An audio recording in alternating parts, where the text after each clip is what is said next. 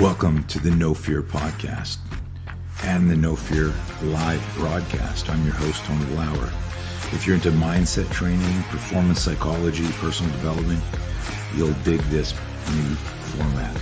No Fear Live is a unique broadcast, and it's different from the No Fear podcast. We decided to go live because we wanted to create the opportunity to interact with people like you all over the world, where anyone can log in and ask questions, and in some cases, you may even get invited into the show. The great thing about the live broadcast is that it's much more personal for the listener. That's you. Remember, self-defense isn't always about a confrontation with someone else. The first and most important fight is winning the one inside your head.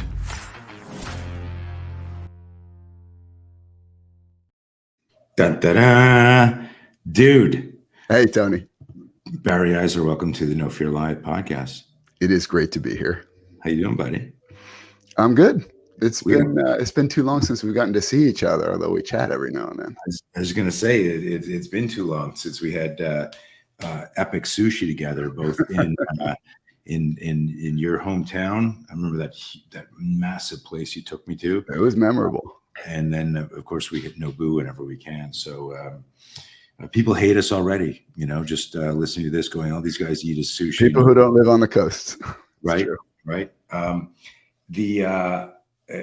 recently had sushi. I was working a gig, Operation Black Site. Tim Kennedy was one of the instructors, Michael Chandler, it was all this, and it was in Temecula, and they had a team meeting at a sushi restaurant. And I'm like going, sushi in Temecula? Like, are you kidding me? And it was pretty freaking good. Temecula is what, just north of San Diego, right? Where the highway bifurcates. Yeah, but it's inland, and it's not a place that you're thinking you wouldn't associate with the boat coming right up to the restaurant. There's something that some of the best sushi, this might have been psychological, was I had with Brandon Lee in Hong Kong in 1988 on the set of Legacy of Rage. Mm-hmm. And we had that. I was going like, this is the freshest sushi I will ever have, right? I mean, it was one of these high-end places, but they had, and I'm sure you've been in one, they had the moats with the fish swimming around in them. Yeah.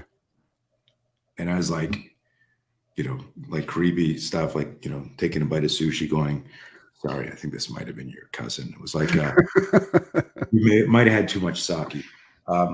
Dude, I got a bunch of questions for you.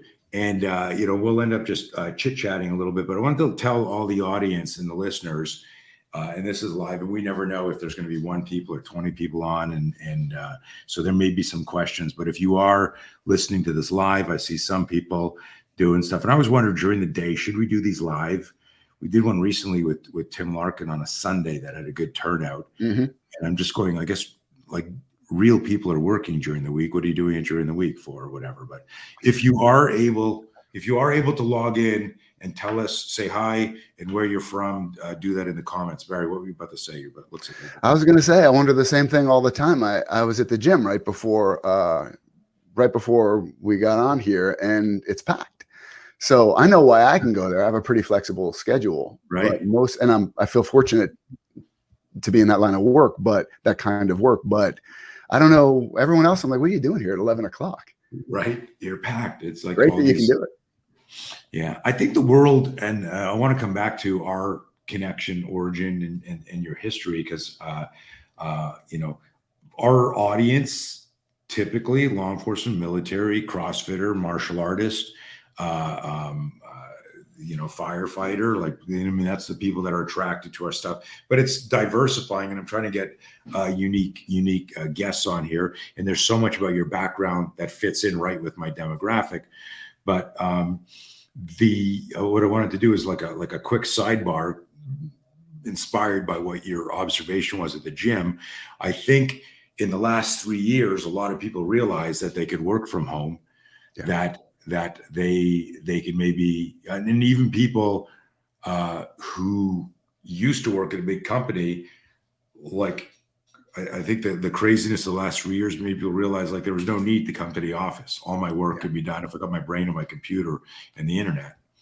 So yeah, and I think there's an interesting underlying phenomenon there, which is that 80% of humans will fear change no matter what the change is. So before the pandemic, the notion that you could work remotely, that you didn't need to come into work 5 days a week, that you could be far away, it would represent change from the status quo. And so 80% of people would just instinctively resist that. I'm not putting anyone down. It's just how the species is wired.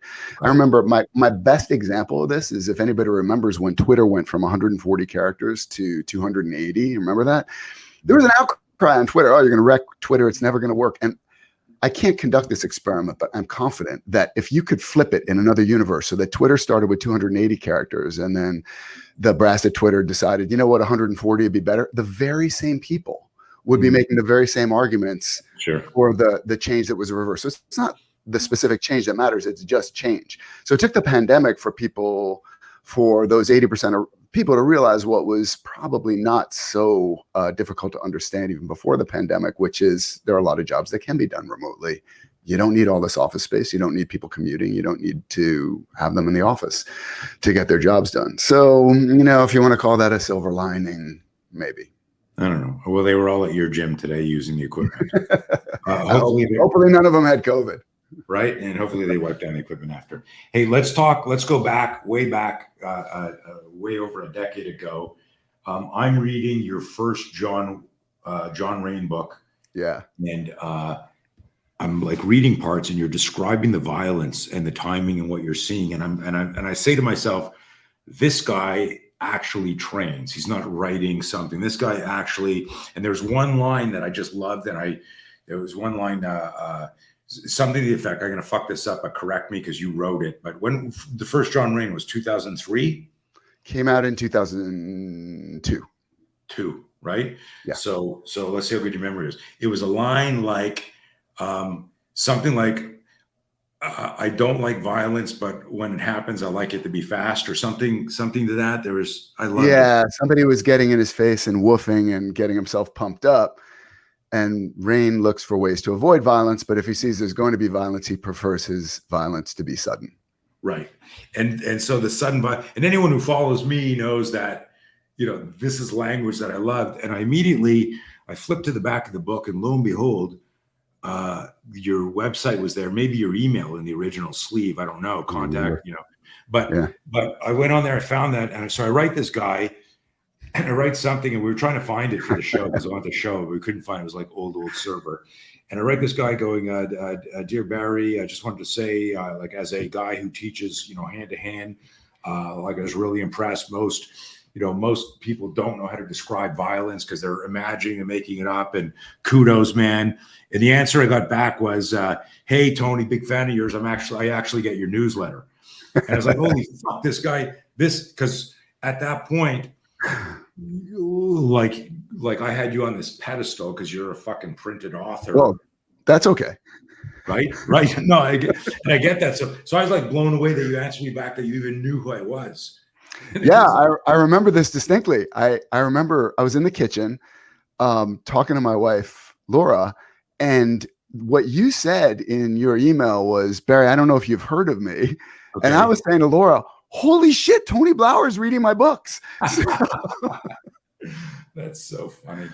So yeah, I certainly had heard from you, and that's a nice compliment about the fact that hopefully I get violence and a lot of other things right in my books. I really try. I mean, I haven't had a lot of experience with violence in my life. No combat, just what you'd call like schoolyard fights, couple of street fights a while ago. But I think if I have a talent for this stuff that goes into my writing, I think I'm good at asking the right questions. I think that's an important thing to have and to try to develop it.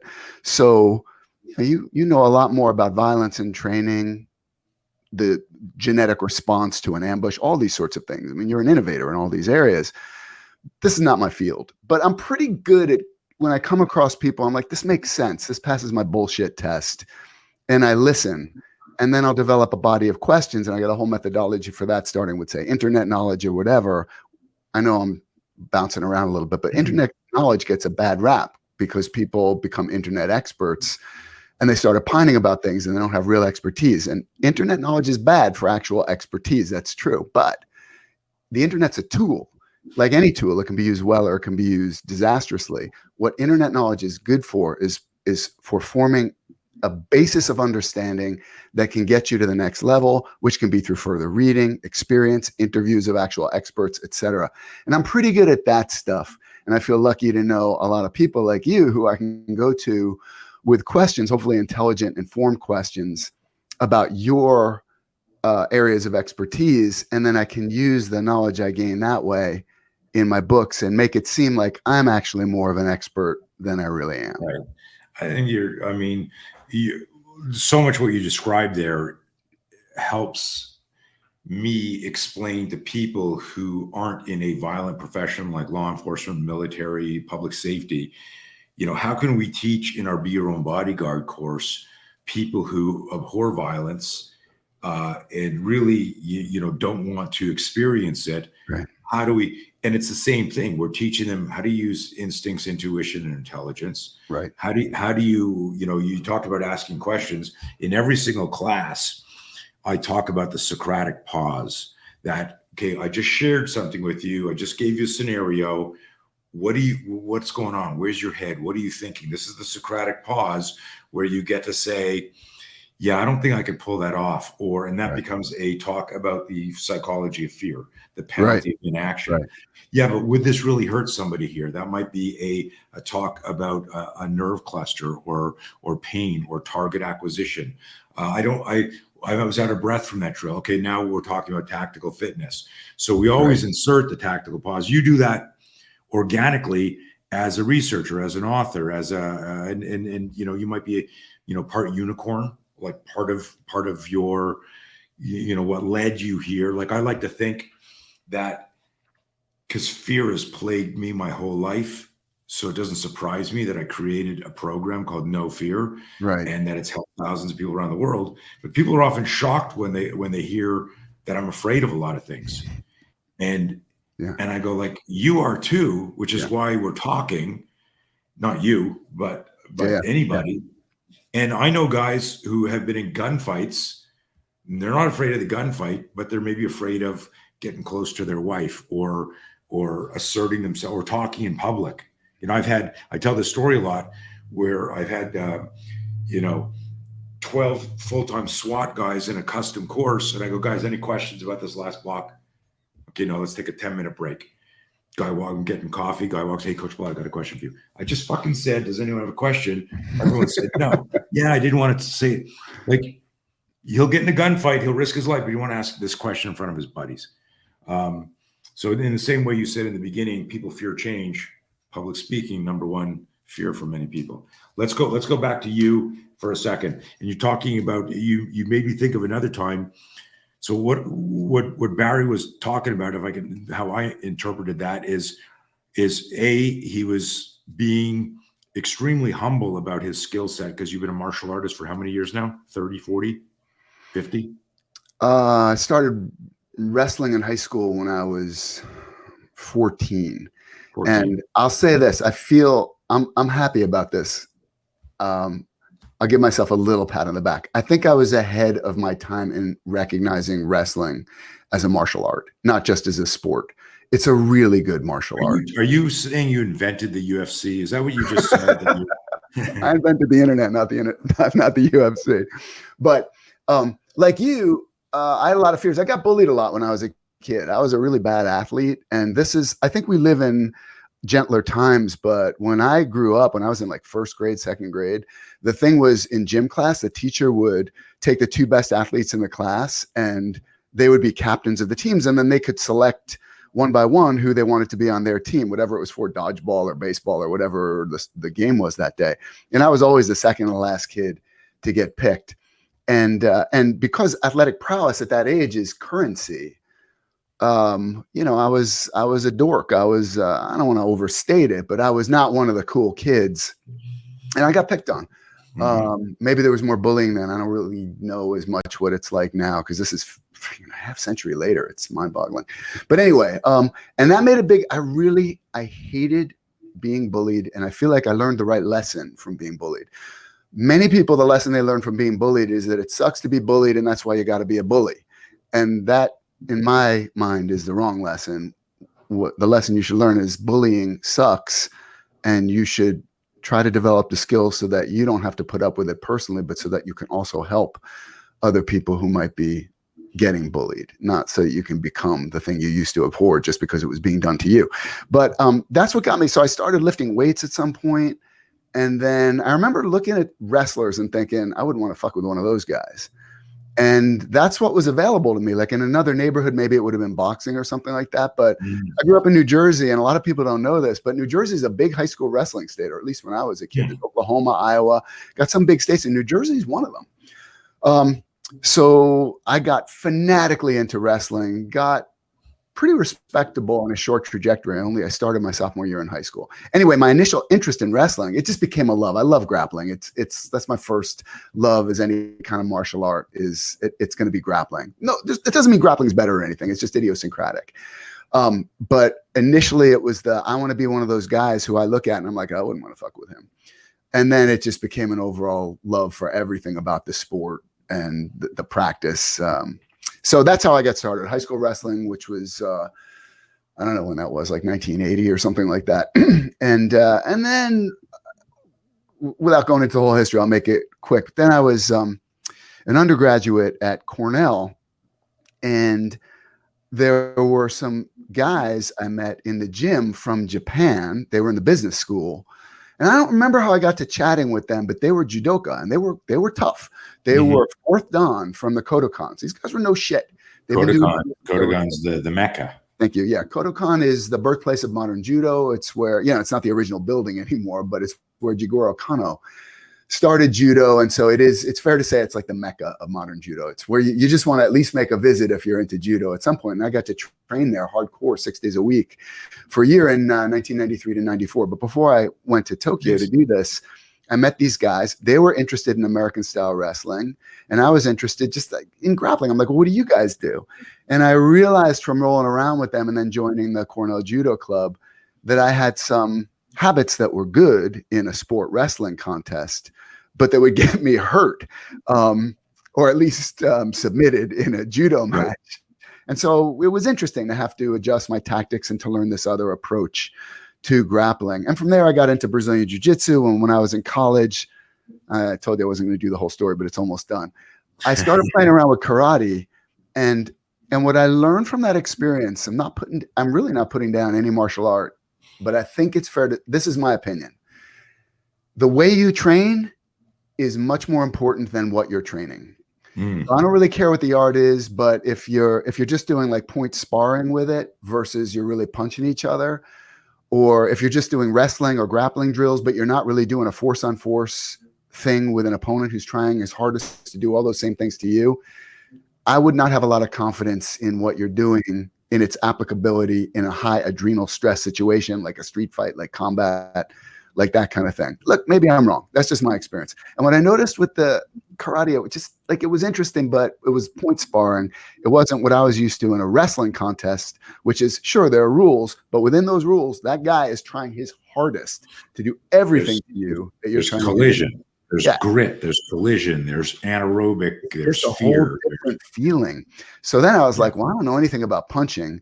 And as I said, I was a bad athlete, not coordinated. I mean, really, baseball, that kind of anything you have to hit a ball with a stick or a racket, something that's flying at you. It just doesn't come naturally to me. Interesting. Stop it. I have PTSD. But interestingly, from all the martial arts, I did get more coordinated over the years. Anyway, then I was like, I got to learn something about punching and not getting punched. And I don't feel like the way this karate class is being taught, I'm learning that. Again, not putting down the art generally, but the way this class was being taught wasn't for me. But in downtown Ithaca, there was a boxing gym. It had nothing to do with Cornell. It was a gritty place, and great coach. I started going down there twice a week in boxing, and it was scary to me. To your point, like I don't want to overstate this. There are fears that are sensible, and I wouldn't recommend that you face them. Like, I'm scared to friggin' rub a cheese grater on my face. I'm like, that's good. I get over that fear. But the fear of somebody trying to punch me, of getting hit, all that kind of stuff, had a lot to do with my childhood. So I was like, I got to face this. And boxing was fantastic for that. Mhm. You can start to learn that nobody likes to get punched, but it's not the end of the world. And you just get used to it and learn to recover. Same thing with being strangled in jujitsu or judo. Like a person who's never been strangled before, you strangle that person, cut off the oxygen, you'll get a panic reaction, almost certainly. It's an instinctive panic reaction. But it is weird and interesting that after someone has tried to strangle you with all their might for the 100th or 1000th time, it's just you become very analytical about it. You're like, can't breathe. Which way is the choke? Rotate. Oh, wrong way. Rotate the other way. Try to get my hand in there, whatever. Same thing about getting punched, which, by the way, to me is what makes boxing such an effective martial art. Not saying it's the only or the best or anything, but it is an effective martial art. Part of it is if you punch a boxer, you just did to him something that happens to him like 100 times a night in sparring. You might It's have not woken him a up. shocking event for this guy. You know? It's So interesting. anyway, that's it. To wrap this up really quickly, what I learned from all this is if you want to train in a way that's going to be applicable in a self-defense environment, I really think you got to incorporate force on force and adrenal stress. And that's what gets programmed into your muscles and will be useful in the live event. That's been my experience. Not everyone will agree, and that's beautiful. I'm not trying to persuade anyone, just offering my opinion. When are you going to run for president? Because you're like so political and non-divisive and all-inclusive, all martial arts. I'm not saying this is good, and also I'm not going to tell you my whole life story. I'm going to keep this short, but I'm going to go through every single fucking martial dude. No, I left out a few. I left out. Did you? All of that I was building up because you were very self-deprecating about I was talking about how I could read when I was reading your stuff, and this is obviously you're a talented writer, and I could read, and this is just your first book. You've got 23 books, I think, right? Got 18 novels and 4 short stories. Right. So that's insane. That's a lot of writing. So, but this was your first book, the first John Wayne book. This was to me polished and edgy, and you captured the psychology, the mindset that precedes the action. Most people go right to the action. Yeah. And for anyone who follows me and is listening to this, you know that I always talk about the mind navigates the body, that you need to clear your fear before you can access your complex motor skills and blah, blah, blah, blah, blah. And I could intuit that sensibility in your writing, which is why I wrote to you. You said something interesting, and I want to use it to kind of like leapfrog to this example of you said you ask questions and you would think you kind of like that Simon Sinek or you know, what's the why here, you know? And I remember once in one of the novels, I was on the road doing a SWAT class somewhere, and you asked me, you said, hey, you were talking, and you said you were that John Rain is going to have a fight in some yard somewhere, close quarter, and you asked me about would this gun move make sense? And I remember I was with one of my guys who was helping me. He's like a SWAT cop at his department. He was assisting me, and we filmed. And it wasn't like good. It was like shitty phones back then. We filmed the thing about how that might look and some of the stuff. And I share that. I'm sure you remember that. But I share that because it's an example of your professionalism and your curiosity. And then that's what would, so when you're writing about the fights in the books, and those of you who like good action novels, if you haven't already started reading the John Rain series and his other books, jump in there and we'll, I'm just going to do this right now. Look, check this out. Wow. Not all of them, but pretty fancy, right? Damn. Yeah. We don't fuck around here on No Fair Live. Yeah, who is this guy that wrote this? Was that Chat GPT wrote all that, right? Probably that's where we're going. The Chat GPT, right? My next novel. Thanks. Like the idea that you would, and over the years, you've worked with Tim and Wim and all sorts of other experts, and all of that inspires you to create, violent encounters in your books, correct? I mean, that's part of your research. Yeah. And one of the things I love a lot of aspects about what I've been doing for a living the last 20 years, telling stories, is I have a curious mind, and it is a joy for me to interview anyone with expertise in almost any area. I mean, if you find someone who's passionate about an area and has developed a lifetime of knowledge about that area, and you get to just ask that person questions about the inner workings of that area, for me, it's electrifying. It's a joy. It's a privilege. I love it. So it's not just people with experience in martial arts, self-defense, and violence who I get to interview, or former criminals, cops, doctors, gamblers, professional gamblers, because that was one of the books had a gambling plot element, and it's so much fun. So, like I was saying before, I first try to develop that body of internet knowledge so I know what questions I want to get into.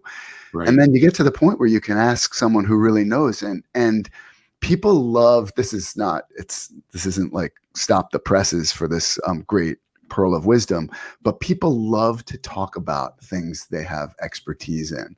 And that makes the conversation so much fun. And I'll tell you one other little element of this that was, maybe it shouldn't have been surprising, but it was. Doctors, when you ask them how you would kill someone and make it look natural, they love to talk about that. First, they're a little reluctant. They're like, why do you want to know? This is weird. But once you wind them up, oh my God, it's all they want to talk about. And cops, homicide detectives, love to talk about how you would get away with murder. It's weird. It's like the dark side or the flip side or whatever of protector professions. There's a little part of the brain, like the darker angels of our nature, that are like, oh, if you let me in a hypothetical just for fun, fictional context, I'll go on and on about it. What I would say, hold on a sec. I got to interrupt. Look what I popped up on the screen there. That's just from Indiana. Oh, that's so nice. Oh, yeah, judo coaching. I'm sorry. This is someone I know, I think on Twitter. Thank you for watching. Yeah, cool, eh? Nice. Okay, go ahead. Where were you? Do you remember? Yeah, separating out. Lately I've been thinking, as I try to unearth principles in systems, you want to collect different data sets and then try to distill out what are principles as distinct from artifacts. And what I would say is, for anyone who's interested in writing, I do an unusual amount of research, on-site research, interviews with experts, kind of research, a ton of background reading. That's just my method. I wouldn't say you need to do that to write fiction, because after all, the stories themselves are made up. This works for me. I wouldn't call it a principle. I'd call it an artifact. Doesn't work for everyone. But this is something that I think is a principle, and it comes out in the course of my research. Tony, you mentioned it a second ago, which is a common mistake, I think, especially with beginner writers, is they default to the mechanics. And if you're any kind of martial artist, and this is the more expertise you have, say, in martial arts, the more this might be a danger for you. You really know the mechanics. And so naturally, when you're writing a story, you're like, oh, I'm going to talk about every little aspect of the Kimura lock, or, whatever. And what makes fiction work is it brings out emotions in readers. And what brings out emotions, if you're depicting violence, is the feeling of violence. The mechanics are part of that, but they're not the thing itself. This, by the way, is a problem that a lot of writers have with what I like to euphemistically call love scenes. Because they do the tab A, slot B stuff, which is necessary, but not sufficient. You got to, on some level, show what's going on. But there's no feeling between the characters. It's not turning the plot. It's not changing the relationship. They're not nervous. What does this mean? Is it going to happen? There's ambiguity. There's ambivalence. They don't do that stuff. And so then the scene becomes, it becomes silly. And the same danger exists in the other kind of action scene, which is violent action scenes. And in fiction writing generally, there's a cliche. If anybody here is interested in writing, it's a cliche, but it's a good cliche, which is, don't describe the rain, describe the way the rain feels. That's what makes people respond to fiction. You feel like you're there. You feel like you're this character facing what this character is facing. Is this intuition and experience, or did somebody teach this? So that's a really interesting question. And this applies to all things, including like learning martial arts or being more effective in the face of violence or ambushes or any element of violence in writing or in any skill. I think it's iterative. Lately, I've been noticing that in the acquisition of any new skill, there are three, it's a continuum. You can't break it down this cleanly, but to oversimplify, there are three levels of skill acquisition, I think. There's theory, there's drills, and there's live training. And then maybe there's the event itself. And as Bruce Lee said, that the best preparation for the event is the event. You want to get as close to the real thing as possible in your training. And if you think about this in terms of like theory, drills, and live practice, it becomes iterative. So you're doing background drills if you want to be a writer just by reading a lot. It's osmosis. You read enough novels and something goes into your brain. And then now you're trying to write a novel yourself. That's more like live training. But then you're like, well, I don't really know. And so I pick up a book on a how-to book or watch a video or something. And then you get some of the theory. And then, oh, you know what? I didn't know that that what you really want to do if you're creating strong characters is you want to show like the character thinks that she wants something, but there's something underneath that she's not aware of that she really needs. And that if you're aware of those two elements, what the character thinks she wants and what she really needs, that's part of creating great characters. And then you start looking, here's the drills. What are some of the books I love or movies I like, and rewatch them or even just think about them if you know them well enough. And you start to know, oh, right, this is what in Casablanca, Humphrey Bogart, what he thinks he needs is to be a cynic and to keep the world at bay. What he really needs is to reconnect with his idealism through his lost love with Ilsa. Right. And that's what drives the plot of that story. That's the drills. And then you go back to writing your own story using your deeper, more conscious knowledge of theory, which you've practiced through drills. And now you're using it in your live training. That's writing. You could do the same thing, obviously, with martial arts. Do you coach authors, new authors? Not like as a living, but whatever. But I have friends and relatives of friends who are interested in writing, and occasionally, will. It might be you know, I don't know if you know the expression. Of course, you know the expression. You're from music. Qui docet dicet. Those who teach learn. Latin for those. It's one of my favorite, you know. But so what you described there, so like for 5 minutes while you were talking about, theory, drills, live training, application, osmosis, all of that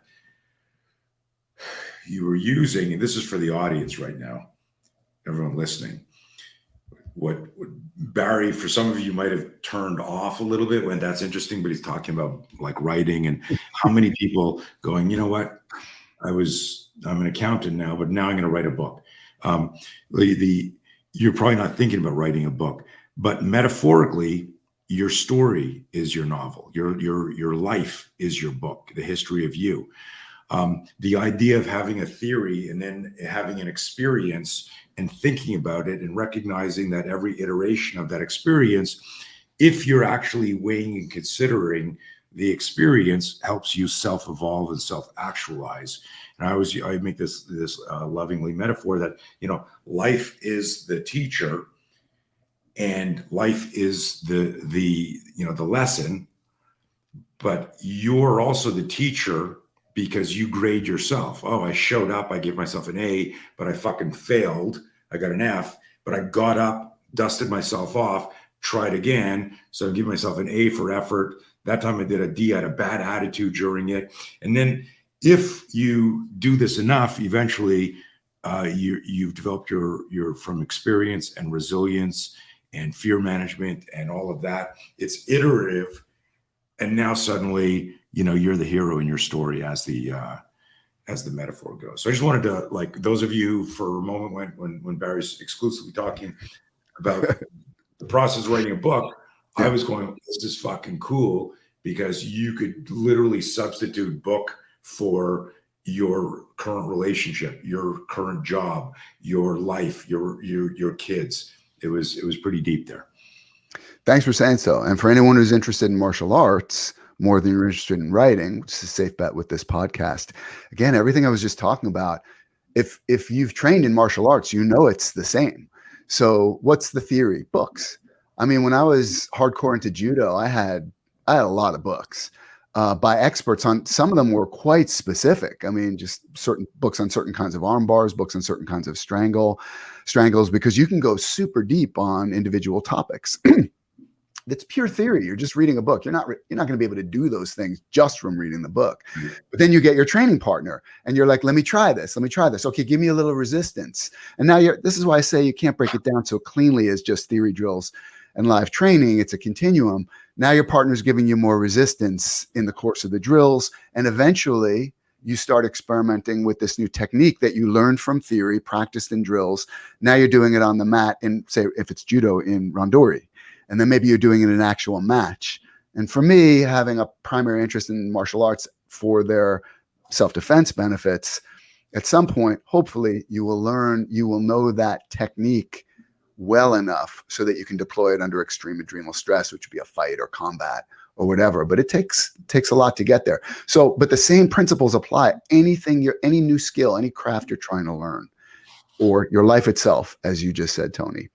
Yeah. You can understand as involving these three elements. I wanted to redirect here, and because it's interesting. Do you remember the first camp I invited you to? I had you also talk about writing, and it was a metaphor then. And I actually have I think it's in this stream here. There's some. That's you working with Wim on the left, right? Or no, that's Rory Miller, Rory. Another guy I've learned a ton from about violence. Great guy, super smart, insightful. Yep. And I've trained with. I've read a bunch of Rory's books. I did the foreword to one of them, and I've trained with him several times, and he's awesome. Yep. That's Rory, me messing him up, Rory. If you're hearing this, I was just messing him up there. He wasn't cooperating at all. And Rory and I did a course called Convergence Evolution a few years ago. This is you working with one of the smaller guys at one of our combatives camps. This is not, where's this is the black belt photo shoot, right? Holy shit. Look at me. I'm like 3 years old there. You know what I remember about this? Somebody packed your gear and gave you two the gloves. There were two left-handed gloves. The wrong ones. I think if somebody looks really closely, I was wearing the gear, and one of the gloves is backwards because they were both for the right hand.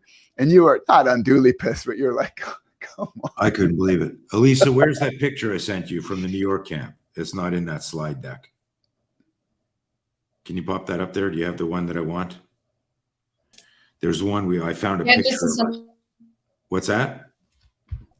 Just a second, having technical issues. Okay, cool. Yeah, I found a picture from Black Belt Magazine or something.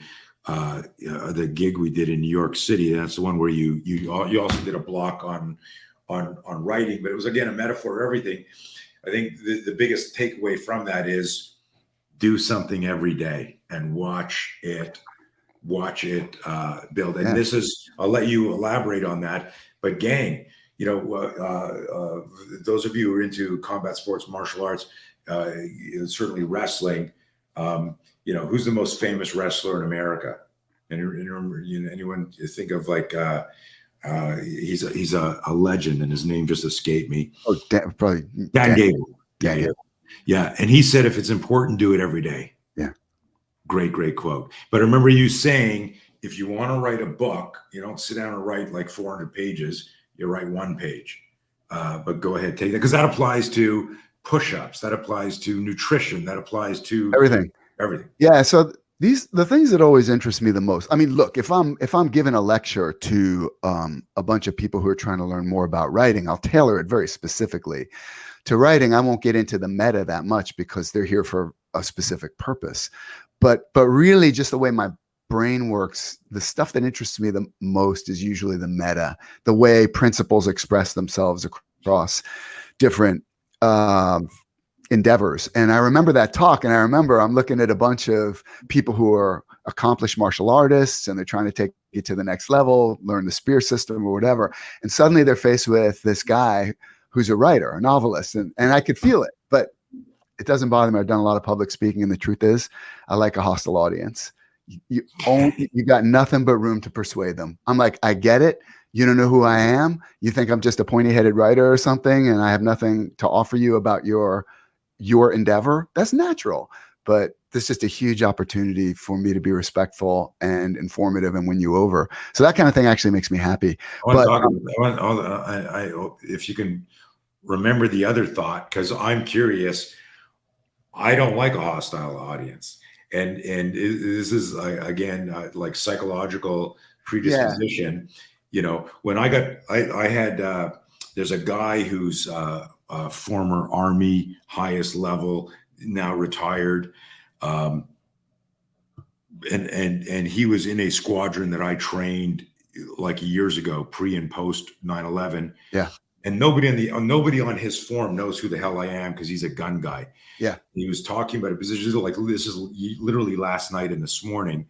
And so Mike and I are talking offline about doing a video together to explain the neurobiology and the physiology of this problem.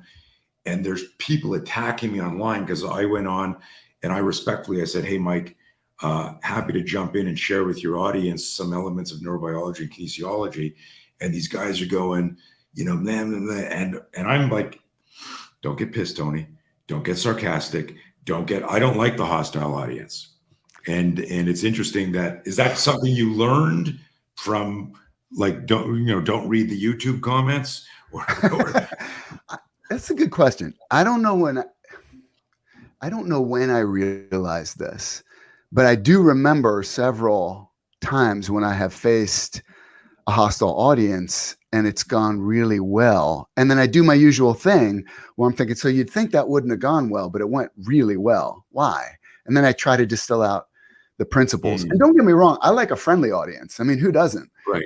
And I could tell you a lot of tricks about how to like warm up the audience. It's just stuff I've learned. I've done a lot of book signings, and like anything else, I'm like, well, if I'm going to be doing a lot of public speaking, I'm going to make a study of this thing. That's just how I seem to do things. I'm going to book a private with you. Sorry? I'm going to book a private lesson with you. Because I'm at least I could do after everything I've learned from you. This guy said to me, yeah, I'm not interested in your science. And my answer to him to win him over was, I don't remember asking you. So look, here's the thing. I mean,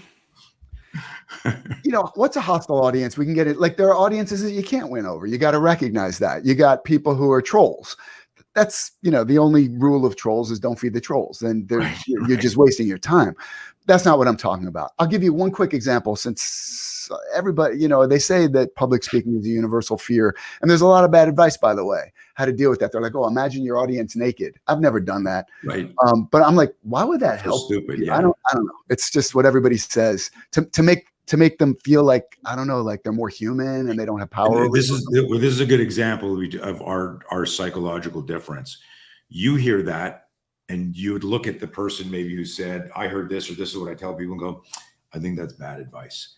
And I look at the same person, I go, that's stupid. Right? Well, you're being very kind of in the same place. If my wife were here, she'd be like, oh no, Tony, you should hear him ranting over coffee in the morning. Okay. But then I try to turn it into something that'll be more productive for public facing conversations. But I don't think imagine your audience naked is good advice. Look, really quickly, I'll give some good advice, please, which I learned from a guy named Roger Dawson, who wrote a book on negotiating called You Can Get Anything You Want in Life, but You Have to Do More Than Ask. Really good book. And he happened to be talking about public speaking in the book. And I remember him saying this. Just here are a couple tricks that I've tried to employ. I mean, tricks is the wrong word. It sounds manipulative. They're just, techniques. Yeah. When possible, I try to get to an event early, and I don't hang out in the green room. I like to go out into the audience before the thing starts. Maybe you have a handful of people there, 10% of the crowd, whatever, the early arrivals. And I chit chat with them. They're always surprised because very few people do this. I say, hi, I'm Barry Eisler. I'll be your speaker today. People usually laugh, and I ask them their name. Where are you from? What are you interested in? Whatever. By the time I get up on the stage, I've met a bunch of people in the audience, and we've made a connection. This is why you have warm-up acts in music or comedy. You warm up the audience. You do that yourself. By the way, this is something I hate that follows this. I'll spend 20 minutes warming up the audience. It's not work, by the way. I enjoy it. I'm just meeting people, and we're chatting. Then now I'm going to speak, and there'll be a moderator who drones on for 10 minutes about all the upcoming events because they got a captive audience. It's a time for like a commercial interruption. And by the time the audience is done, they have succeeded in cooling the audience down, and I got to warm them up again, sort of wasting all that previous work. But this is a good thing to do. And then when you take the stage, you're not scared. They're not strangers. You know these people. You've been chatting with them already. Now you're just going to talk some more. And they're looking at you, and they're smiling, and they're on your side. And that makes a big difference. Here's one more thing, and then I'll stop talking about this. Everybody does this. Don't do it. Don't stand behind a lectern. It cuts the audience off. It creates a physical barrier between you and the audience. Don't do it. Get rid of that lectern. Just stand out in front of the lectern. Is lectern a pedantic word for the podium? Yes. They're not the same thing. They're not? It is a neurosis of mine. I should probably apologize. Yeah, the lecturn's the thing that stands up. You can put things on it. The podium is the thing you stand on. Okay. So and most people mix them up, which whatever. I did that on purpose to help you share. I knew the difference. So don't, and it's understood. People are afraid of the audience and they want that barrier, but that barrier prevents you from connecting with the audience. If you can get past that, then if you just do these two things, you'll immediately be a better public speaker. I can go on about it, but then, it's again, theory, drills, and practice. I learned these things. Okay. One last thing, because it's important. Get there early, even before anyone's in the audience. Stand on the stage or the podium or whatever, and just look at the room. Get used to being up there looking at the room. So you're not walking out there cold for the first time and saying, oh my God, that happened to me once. The biggest crowd I've ever spoken to, it was at a charity event for diabetes. There were 2,000 people in the audience. It wasn't my best gig. I wish I could do it over. And I had no idea. I'd never spoken to an audience that big. And it rattled me. And I wouldn't say I failed, but I didn't do my best. And it was because I walked out there and I was like, holy shit. Right. And I had a little trouble getting past that. So walk out there early, see the room, see how big it's going to be. What are the contours? By the way, self-defense stuff too. There's a great line in the John Frankenheimer movie. David Mamet wrote it. Ronin, Robert De Niro. This woman says, what were you doing outside? He was actually hiding a gun. What were you doing outside before? He says, lady, I never walk into a place I don't know how to walk out of. So that's a thing to do. Where are the exits? What's the egress, ingress, that kind of thing. This is for a different purpose. Similar habits. Okay, so hostile audience really quickly. Look, if they're trolls, just don't feed the trolls. But here's one example. Some years ago, I was invited by the, I forget the full abbreviation. It's like the Association of Former Intelligence Professionals, something like that. They got a San Francisco chapter. Now, I'm barely a former intelligence official. I spent just under 3 years in a covert position in the CIA from 89 to 92. It was a super interesting experience. I'm glad I had it, especially for a future thriller writer. But my experience was limited. Mostly it was training. And I'm just not all that of the secret world former intelligence official set. But this was a gathering of 100 people who were the real deal from organizations like former, retired, whatever, CIA, FBI, NSA, Naval Investigative Service, serious people with serious careers. I mean, some of these people had as many as 30 years in service, and now they're retired. I was speaking alongside former NSA director and same guy, former CIA director, David Morrell. He had a book to promote, and I had a new novel to promote. And I was there to talk about why Edward Snowden did America a huge service, and the world actually a huge service. That he was not a traitor, as he's usually described, but in my eyes, a hero. Now, this is my usual thing. Like you heard me talking about martial arts a minute ago. I'm like, this is my opinion. I'd like to talk about it. And of course, we can differ, and that's what's going to make for an interesting conversation. But I'm the only guy in there. You can't see it now because I just got out of the shower, but long hair, some facial hair. Everyone else in there looked like kind of what you would imagine a retired government agent to look like, clean shaven, that kind of stuff. Right. So immediately they're looking at me, and I could feel it. 100 people. They're like, who's the hippie who's going to friggin' tell us that this traitor who violated his non-existent sacred vow of secrecy is some kind of hero? And I was expecting that. I was humble and respectful, which isn't hard for me because we should all be really, if you think about how much luck plays a determinant in your life, if you accurately analyze that, it'll make you humble. And why wouldn't I be respectful of all these people who have tremendous experience that I don't have? Different world experience, different professional experience. So that's not hard for me at all. And used a little humor, made my points in my gentle way, and I could see it as the conversation, as my talk went on. It was about 20 minutes, I think. People are like, I'm making points that 10 minutes ago they would have been, that's treason, Eisler, and instead they're like, yeah, that's actually, I see your point. I'm like, I just want to have a conversation. And by the end of it, a lot of people are coming up to me and saying, this happened at the talk I gave at your training seminar too. They're like, I got to admit, I was thinking, Jesus Christ, what's this guy going to be talking about? But that was actually really fair, and I got a lot to think about. So I'm like, thank you. That's it. That's all I'm trying to do. A lot of it is maybe pre-briefing people with the power of curiosity. Is like how can you actually turn off an unconscious bias? It's unconscious. It's my favorite joke. I go, well, you're wrong because you suffer from unconscious bias, but you can't fix that because it's unconscious. And we're like, fuck you, Bauer. Better to have a conscious bias. You've done the homework. Those are easy. Right. And so, no, that's fascinating. But if you can get them curious and get them to weigh and consider, one of my favorite quotes, and this actually has impacted a lot of relationships I've had over the years, betrayals over the years from people. It's like, I am relentless about trying to evolve and improve. And so I'm always, whether it's tweaking a lesson plan. I can remember I had a couple of my trainers way before Zoom, we would do every Sunday night, we'd meet on Skype and I would talk about things. And I'm not passionate about teaching. I'm obsessed with it. Yeah. And we would meet, and one of the guys, I'm not going to mention his name, ended up firing him. But I said, guys, I just came up with a new drill. I want you guys to try this on Wednesday. So you're going to spend a little time, change the PowerPoint. And this guy, they're all on Skype, and I see him go like this. And I said, bleep, whatever his name was, dude, I can see you. Body language is 60% of communication. Well, I said, this course isn't for you, motherfucker. Yeah. It's for the cops in the class.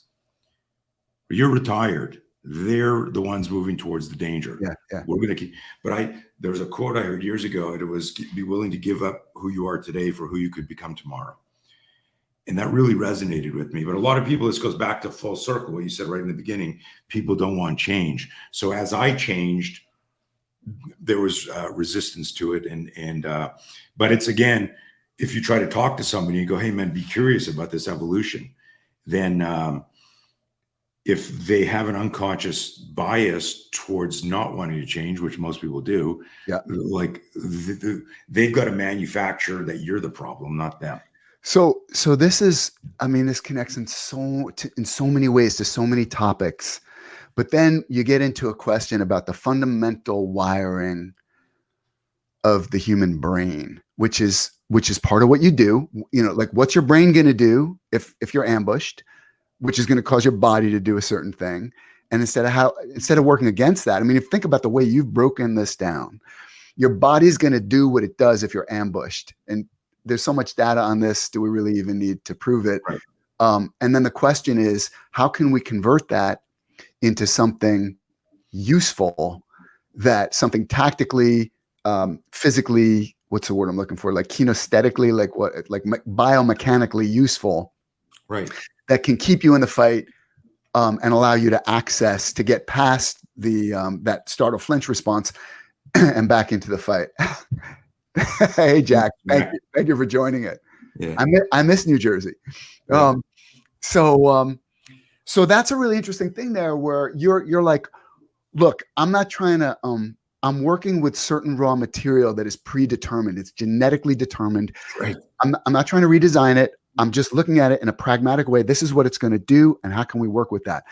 And we haven't really talked much about politics, which is fine because we got plenty to talk about. But I'll say this: I'm pretty political, passionate about politics. But everything I do, I give it a lot of thought, and then I'm like, look, if I just have opinions and they don't change anyone else's mind, then it's not that they're not interesting me; they are. but then I haven't accomplished anything in the world. So like at that talk I gave to the foreign intelligence officials, my goal there was to get them to look at us the issue in a different way. Not so much to change their minds, but more like to open their minds, to get them to see something from a different angle. So how do I do that? I'm working with raw material, just like you are. Humans get wedded to certain positions. We build personal brands around those positions, identities around those issues. And we hold on to those things. And here's another thing about our wiring. We're terrible at understanding why we really do things. See how all these things connect? A minute ago, I said one thing you want to do with characters if you're writing stories, one thing you want to be aware of, not in every single story, not necessarily in an action movie like Die Hard, you don't need to do it, but generally great characters, there's a gap, there's a dichotomy between what they think they want and what they really need. That's human. So we do things for certain reasons, but we're really doing it for something else. In a self-defense setting, it might be, well, I had no choice, man. I had to fight him. I had to knock him out. And it's like, did you really? Or was that a script you have in your head about like what a man does if somebody, insults him or something? I don't know. Everyone's different, but we're not very good at knowing why we really do things. So if you're trying to persuade someone, you got to look for ways to get past the fact that they don't want to hear what you're going to say because it challenges beliefs that they're comfortable with, and is on some level you're saying, I want you to change the way you look at the world a little bit. We know 80% of people are going to instinctively resist that no matter what. And it's complicated. It's not easy. You can't do it with a frontal assault. Can't do it with the things that maybe you think are going to be most effective. One quick example of something that fascinates me in this regard. Look at the kind of bullshit that goes on in the comment section of YouTube or anywhere on the internet. I mean, not 80% of it is vile, and 60% of it is useless. And, not just vile. It's not vile, but it's useless. Right. Like only a very small percentage of internet conversation and comments has any kind of utility. And why is that? Because people think they're trying to persuade. They tell themselves, I'm trying to persuade this guy. That's why I got to insult him. That's why I got to say, you're a total idiot, shithead. You don't know the first thing about whatever. And if you ask him, like, look, he doesn't want to make any sense. I was just trying to persuade him. But everybody knows that literally not one person in the history of the world has ever been persuaded by an insult. We understand that about the other humans. Right. It's like you can't really be doing it. You're telling yourself that, but why are you really doing it? Really, honestly, you're jacking off. I've said this to many people. On my page, they start insulting someone. I'm like, no, we don't do it that way. Here we argue to persuade. They're like, oh, it was just. I'm like, no, you were doing that to self-pleasure. And there's nothing wrong with self-pleasuring, but it is an undignified thing to do in public, especially on my page. Do it in private, not in public.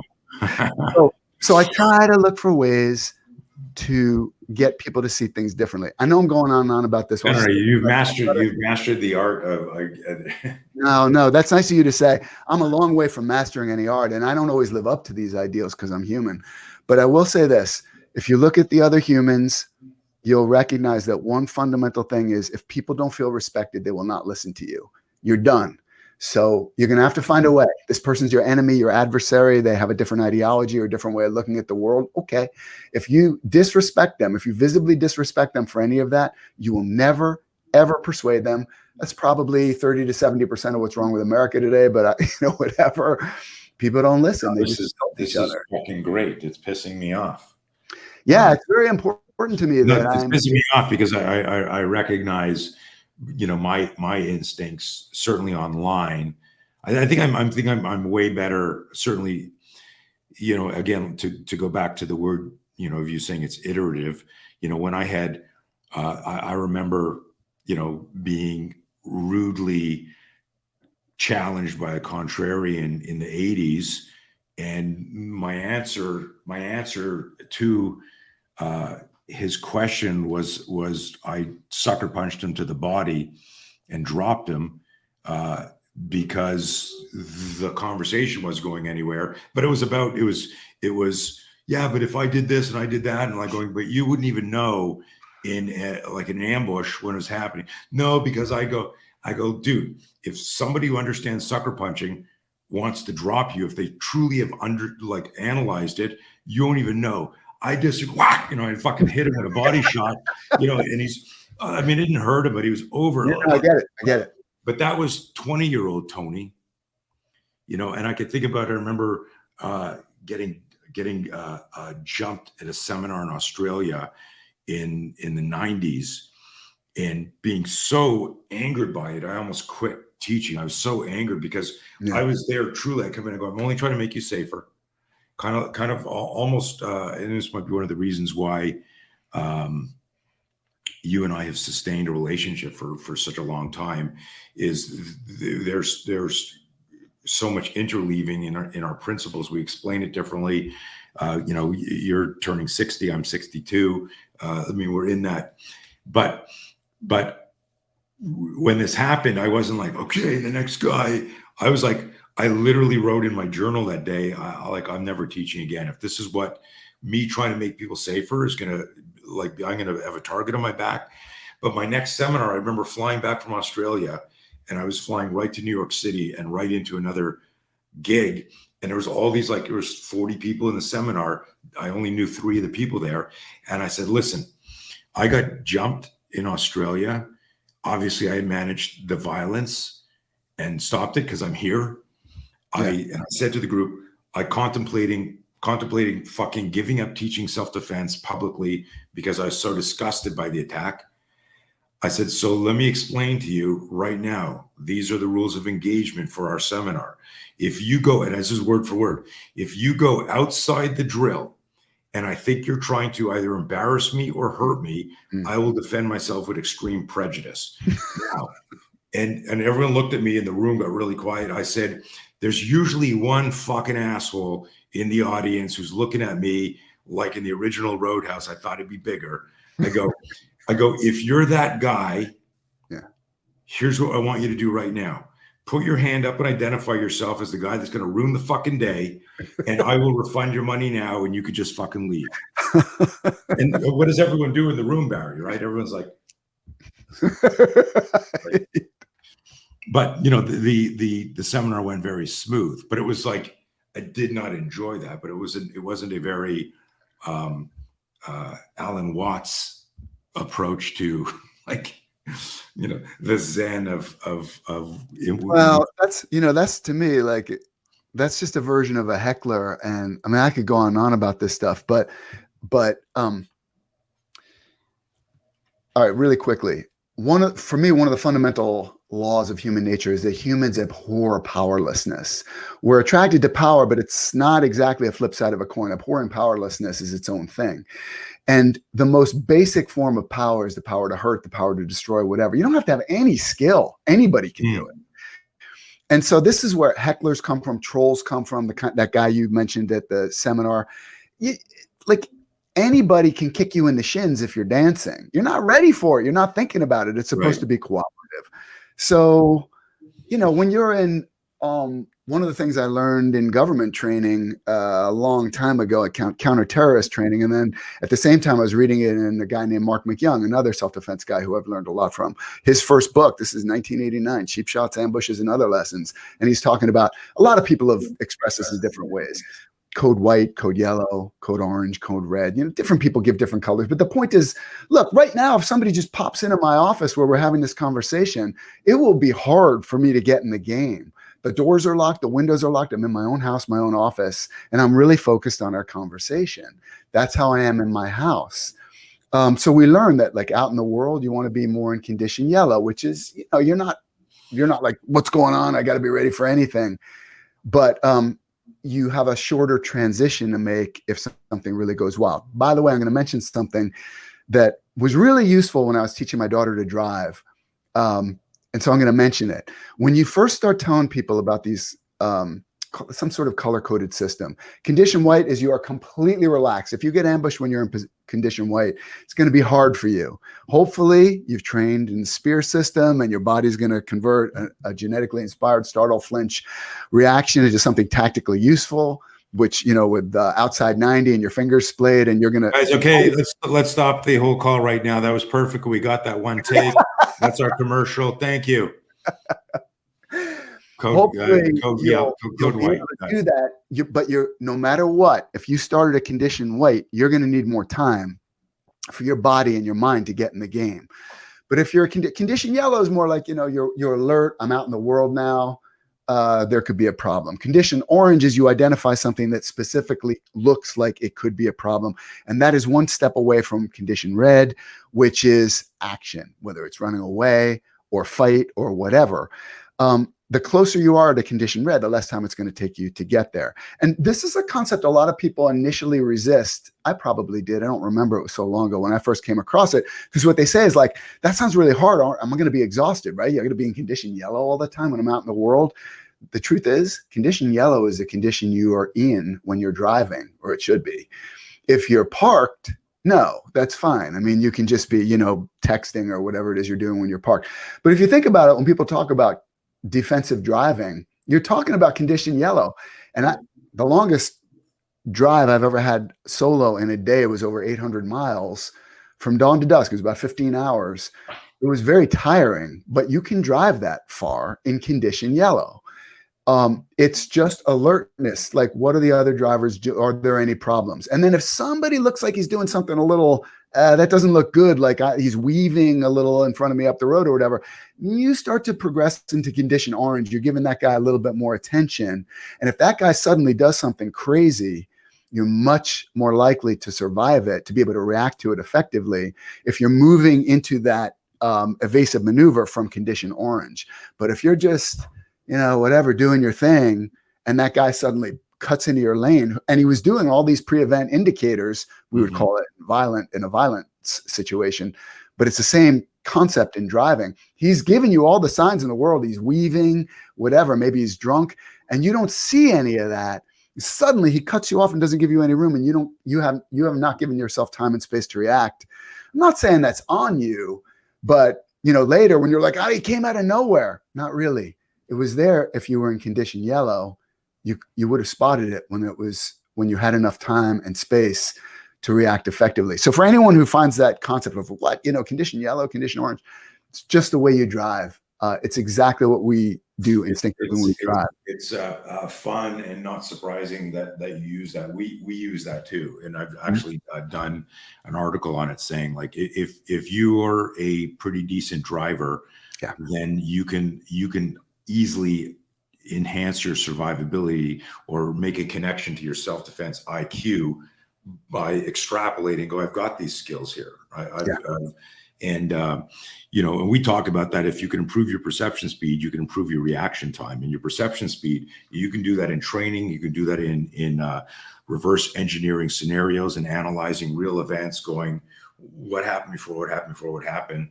Right. Because that would inform. And this is interesting because conventional block-based self-defense training starts after the attack. Here's what you do to block a punch. Here's what you do if the gun's in your face. This is the takeaway. Here's how you get out of a headlock. People don't notice that you're starting your movement after the attack. Right. And in the consideration of that learning, there is no accountability in the training protocol for the psychological and emotional duress that is going to influence how effectively you move. Yeah. So, from my original presumed compliance article, which I'm not sure you've read, how you think affects how you feel affects how you think, both influence when and how you will move. And people don't talk about that enough. That's brain-based versus block-based training. Totally makes sense. This is one of the things you've done that I love. I use this concept in a lot of different areas. You call it uncommon sense. Like you point out that most of our training, we start by, we're like, okay, put up your dukes or whatever, right? Like, that kind of thing. Like you start from a consensual, agreed upon fighting position, and then you start sparring. I wouldn't say there's anything wrong with that as such. It's kind of shortcut to an aspect of training you're trying to get to, but I would say it's incomplete if what you're trying to model is what might happen in the real world. So you thought about this and you're like, how often do violent encounters happen outside the dojo where the two people consensually agree to adopt a kind of dueling stance and then get down to it? Not that many. So you're thinking, okay, so let's start from the position you will probably find yourself in if you are surprised by the violence. And then people say to you, they're like, well, Tony, that's just common sense. You're like, hey, if it were common sense, everybody would be pointing it out. Everybody would be talking about it, but they're not. And you call that uncommon sense. I use that all the time now. Like anytime you point something out that's, I don't know, I'm not saying, like, if I come up with an original thought, I never think that in all of human history, nobody's figured this out before. It's stupid. But but I did come up with it, I think myself, based on other things I've learned from other people or whatever. And then I'll be like, you know what I think? Blah, blah, blah. And if somebody says, well, that's just obvious. Right. Why isn't everybody? A lot of people don't seem to be aware of that. Just as a quick example to go back to it, is it obvious that the other humans will never listen to you if you treat them disrespectfully? It is obvious, I think, but not nearly enough people seem to practice this. So I wouldn't call it just common sense. Common sense is like if I need to hang a picture, and it's a small picture in a light frame, I can use a small nail. That's, I don't have to drill a hole in the wall and screw in a 4-inch bolt. That's common sense. Nobody has problems with that. You don't see many people putting a 4-inch bolt in the wall to hang a 6-ounce picture from. They don't. That's common sense. But these other things, maybe we know them on some level, but we're not practicing them. And that's important. I think if I can, and remember, you made me think about Alan Turing and the Enigma code, and they had all these guys that trying to break the German code in World War II. And when he finally did it, everyone in the room, which some of those guys, that was the beginning of the CIA and all of that. I mean, it was the smartest guys in the world trying to break the Enigma code.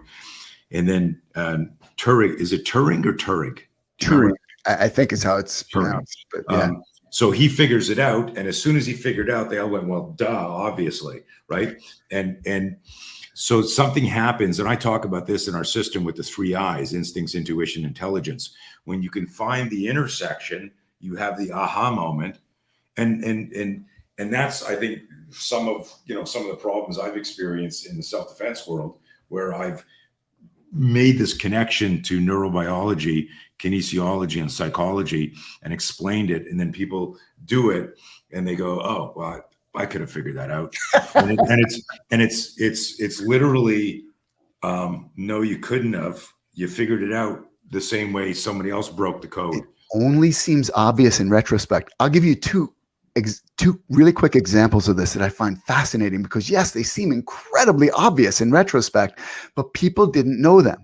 So it used to be that if you fell off a boat or something into the water, we're all, I mean, if you've ever learned to swim or whatever, you're trained, you learn to tread water. That's good. I mean, that's an important life skill, but it's very tiring to tread water. And at some point, somebody was looking at this and they're like, do you really need to do this to stay alive in the water? Do you really need to have your head above water? And most people, almost everyone, would say, hell yes, you need your head above the water to breathe. What are you going to do? And what this person said is, that's not true. You don't need to have your head above water to breathe. What are you talking about? That's crazy. Of course you do. You only have to have your head above water to inhale. Mm-hmm. And that changed the approach. It's still good to know how to tread water for a lot of different reasons, but this was the beginning of what's now called, at least when I was taking life-saving when I was a teenager, the survival float. And if you're going to be out there and you're waiting a long time for rescue, you can just relax and let your face fall into the water as you exhale. Raise it up to inhale, plunk it back down again, exhale. And you can do that for a lot longer than you can tread water. So this is an incredible insight, which once it's pointed out to you, seems incredibly obvious. The other one that's like this, that when I came across it, I was like, damn, because it seems so obvious. The early days of video compression. I don't know how, I'm not very technical, and I don't know how important these things are now that we have fatter pipes. But in the early days of streaming video over the internet, the amount of data represented by video was just too much for the pipes. So you get jerky video, you couldn't get quality video.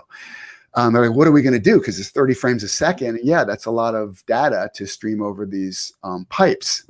What can you do?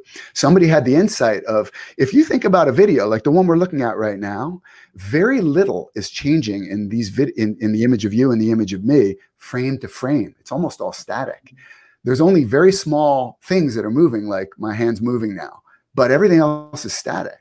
And somebody came up with an algorithm to say, you know what, if it's not moving frame to frame, we're just going to have a marker that says, don't change this in the video. Only the things that are moving will have data showing it changes in the following way. And they were able to save a lot of space sending data down pipes doing this. And I'm sure that whoever first figured this out got a lot of responses like, duh. Right. It's like, well, why didn't you come up with MP3 or whatever it was, MPEG compression technology? Why didn't you do it? Very. Uncommon sense. That was nerdy. That last you. Hey, let me. We're at an hour 15. I can't believe how long this gone by. We're way past people's 280 character attention. Yeah, like but you know, most of the people have stayed with us. I really appreciate that. And we got a couple of questions I want to get to. But when did you know you wanted to be a writer? What was that transition? When I was a kid, I used to always I used to write a lot. I used to write short stories. I remember I'd go sometimes stay at my grandmother's and grandfather's place down on the Jersey Shore for a week or two when my parents went away alone someplace together. And my grandmother had an old typewriter. It wasn't old at the time. It was a mechanical typewriter. Probably a lot of people listening don't even know what that thing is. Exactly. It wasn't even electric. Right. Clunk, clunk, clunk, clunk.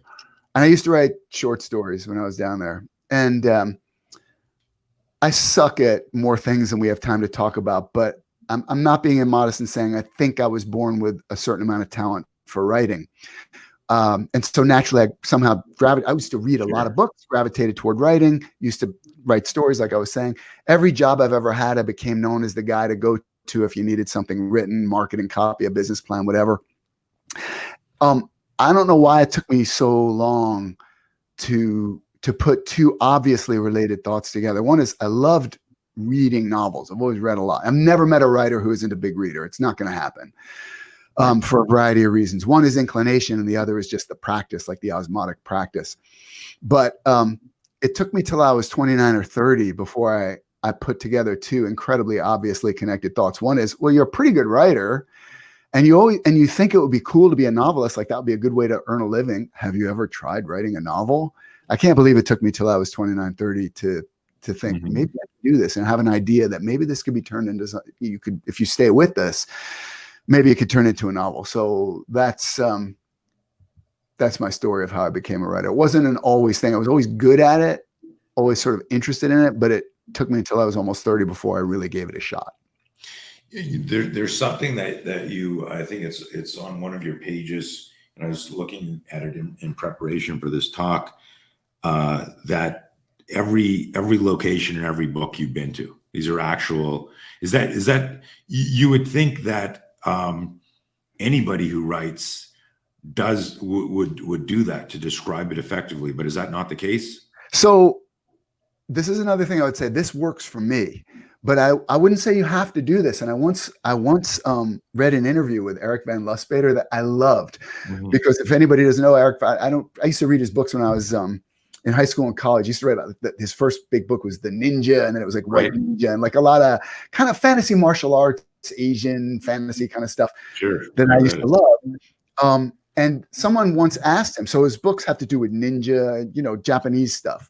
And the interviewer said, have you ever been to Japan? And Eric Van Lustbader said, oh no, I don't want to go to Japan. If I see the real Japan, I'm afraid it would interfere with the fantasy Japan I'm trying to depict in my novels. And I think that is a 100% coherent, impressive, defensible answer. There's nothing whatsoever wrong with it. He knows exactly what he's doing. He's writing fiction. He's not pretending this is history or something. And it's good fiction. I used to love these books. So that's one kind of fiction. But my fiction is, I try to make it much more grounded in reality in every way. The physical, the settings, the martial arts and violence sequences, the operator tactics, counter surveillance, dead drops, like tradecraft as I learned it when I was in the CIA, plots that are, to use the cliche, ripped out of the headlines. I try to do things like reading between the lines of what's really going on in the world. It's just, for whatever reason, the way my head seems to work and the kind of stories I most enjoy writing. So that's why I do it that way. I wish I could say I've been to every single place I've ever written about, most of them for sure. And I've made a big effort, but occasionally something will happen, like the pandemic, for example, which can interfere with one's plans. Like my latest book, Amok, is set it's bookended in a little town called Tuscola outside of Abilene, Texas. But the meat of the story takes place in Timor. and the whole story takes place in 1991. So I can't time travel. That's one challenge you're always going to have. But I really wish I could have visited Timor, which is exactly the kind of thing I like to do. But I couldn't. It was just during the pandemic. It was going to be too much. Sure. But I'll say this: technology is a big help. Like it used to be much harder to write about places persuasively, convincingly, if I hadn't been to them. But now you got Google Maps and tons of uploaded user-generated content, not just photographs, but videos. So you can get the feel of a place, not just from how it looks in a still photo, but how it looks and sounds with video. And that is a big advantage if you're trying to do something that's convincing on the page. Can I tell you one last thing that's funny about this? Go for it.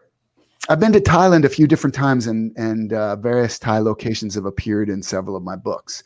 But one of these books, The Night Trade, for various reasons, I couldn't make it back. I like to get back to refresh my recollection and get the details right when I can. So I couldn't visit this place called the Rat Phi Night Market. But I did my usual thing, which was to go deep online, like watching, people with GoPro cameras on their hats or in their shirts, or whatever, walking through the night market and all the uploaded user-generated photographs. I mean, I spent a lot of time going through the Rat Phi Night Market remotely. And then at some point I was, I think I was looking at the book again. I can't remember exactly. And what popped up in my brain was, oh yeah, I remember that time walking past that outdoor golf course with the netting. And then I stopped and I was like, wait a minute. That was a trip you weren't able to make it. And I was like, no, I can swear. It was just very interesting for me how I was actually able to fool even myself. And there's probably a lesson there with regard to witness testimony in criminal cases. I'm not saying it's totally unreliable, but the brain is a funny thing. Recollection is a funny thing. Anyway, it was just a moment where I got to laugh at myself because it was, you weren't there. That's that nerdy self-awareness thing where you go, did I imagine that? Did that really happen? Because if the brain's abstraction skills, it knows A, it knows C, you figure out B, and then you're like, but like, was I this? Especially now, with the changes in artificial intelligence and also consuming stuff where you're not sure. Hey, I've got some heavier questions I want to ask you. I want to be mindful of your time, my time, but there are a couple of comments here from some of your fans. I'll pop this one up. Check that out. Donald just finished. Thank you, Donald. Yeah. Nice. Right. And then that was easy. Yeah. I think you'll see more rain. I'm working on a bunch of things right now. I feel like right now I've got like 4 planes on a single runway and I'm trying to get them all into the air. But yeah, I think you'll see John rain. Thank you for asking. Good. And then here's another one from Stress Judo. You're really nice. Let's read it out. I want to say it's like, you got to remember one thing. I'm writing novels, so I do violence really well in the novels, but that's like playing a doctor on TV. You wouldn't want that person to really operate on you because I have all the time in the world to imagine these things and choreograph them. The connection between that and doing something to save your life is probably tenuous. I know a few things. I'm not Barry, there are some people who aren't watching this that it might be on an audio stream. So I'm just going to read it. The comment was, Barry, since as Tony mentioned, you're so good at the mental element of violence, have you considered writing from a villain's perspective, specifically of a villain in a Livia Lone novel? Yeah. Not only have I considered it, one of the really fun things one of the things that's so fun for me as a novelist is to try to get in the heads of my villains, because the one thing you got to understand about the other humans is none of them looks in the mirror and sees a villain looking back. It's never like that. Choose your big villain. It doesn't matter who it is, someone you hate or some politician or whatever. That person does not agree with you, doesn't think that he or she is a villain.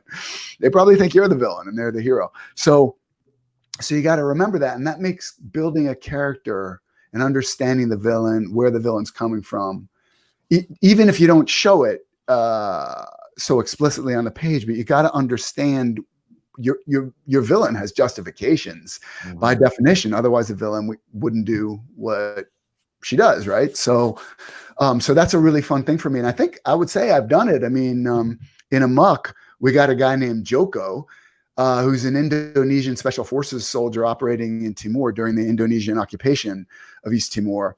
And Joko's a sociopath. Joko believes that if you eat the heart of your enemy, you'll gain your enemy's strength, and he'll eat your heart. So and he's able to justify all these things. Mm-hmm. Specifically in a Livia novel, my Livia novel, All the Devils, which also Docs is part of that character too, because he and Livia seem to have a thing going. All the Devils, I love that title because that's from Shakespeare. Hell is empty and all the devils are here. I'm like, it's about the villains, and you're in these guys' heads as they're doing the most heinous things, some of the most heinous things you can imagine. Hey, thank you for that. So yeah, I think not only would I consider doing it, I'd say I have done it, hopefully effectively, but I'll leave that up to my readers. Nice. That'd be interesting if Hollywood picks up on that. That's kind of like that anti-hero type thing where you're enjoying the bad guys. Here's more of a generic one, and more of a my parents went to Seton Hall. Yeah. So for those of you who can't see this, Donald writes, this is more just back referring to the martial arts and the judo. Started with judo in college, and then studying under 2 exchange students from Japan who were in their black belts at the Kodokan. It stood me well over the decades, and with every other martial art trained in, great foundation. Let me scroll up here. Police officer from the UK, done 1 spear course 3 months ago, got 2 more books. So I was a little jealous that you were getting all the comments, so I threw them in for well, everybody knows you here. I'm your special guest. Right, I'm your special guest. Here's a good one.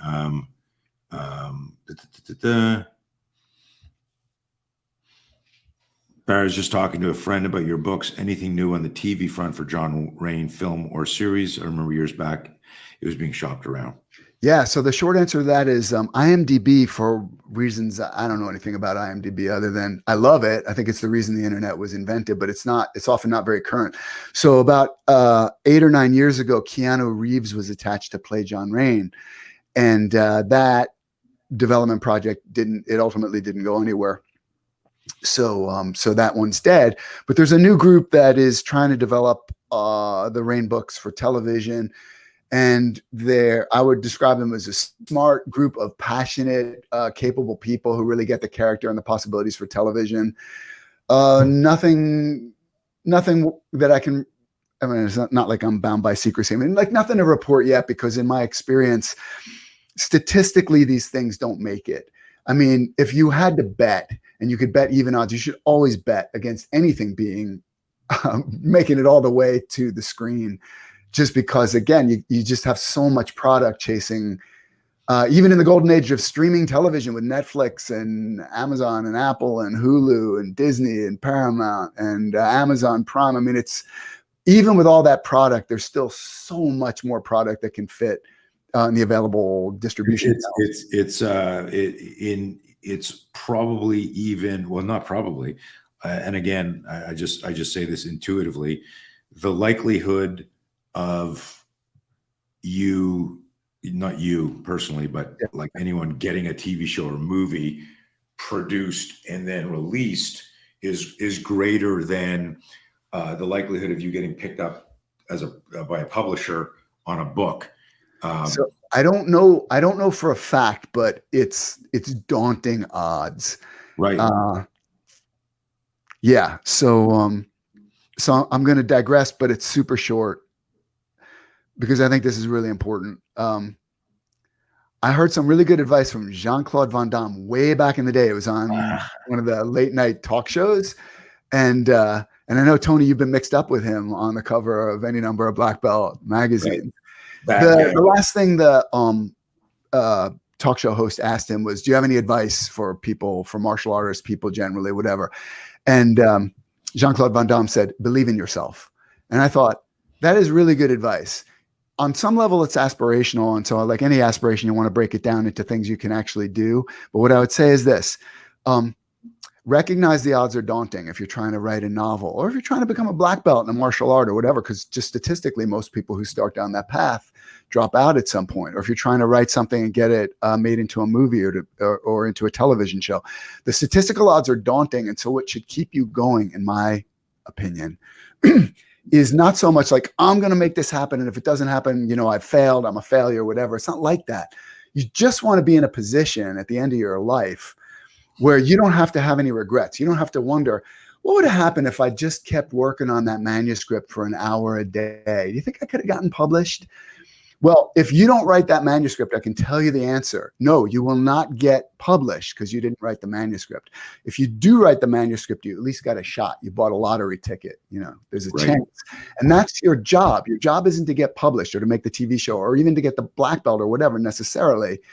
It's to control all the things you can control, influence all the things you can influence, to make it as likely as possible that that outcome you want does happen, knowing that you can't guarantee it. And I think that's the right attitude. So the television. I got to interrupt there. That's again, like rock solid advice for anything. Do the work, right? And a lot of people fixate on the outcome. Why can't I be rich? Why can't I be famous? Why can't I have that body? I got bad genetics. I was born to the wrong parents. I was born in the wrong time. And like, that doesn't serve you. Yeah.